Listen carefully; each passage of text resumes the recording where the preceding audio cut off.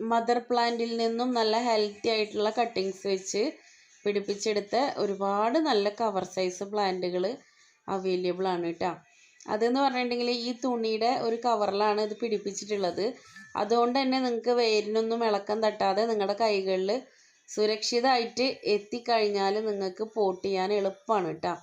നിങ്ങൾ അത് കവർ വലിച്ച് ഊരി അങ്ങനെ ഒന്നും ചെയ്യണ്ട. അപ്പോൾ ചാനൽ ആദ്യമായിട്ട് കാണുന്നവർ സബ്സ്ക്രൈബ് ചെയ്ത് ലൈക്ക് ചെയ്ത് ഷെയർ ചെയ്തിട്ട് മെസ്സേജ് അയച്ചോളൂ കേട്ടോ. അതുപോലെ തന്നെ നിങ്ങൾ ഒരിക്കലും ഈ കവർ സൈസ് പ്ലാന്റുകളിൽ ചുവന്ന മണ്ണിലേക്ക് മാത്രം മാറ്റി കൊടുക്കുക. ആ സമയത്ത് ഒരുപാട് വളങ്ങളൊന്നും അതിൽ ചേർക്കരുത്.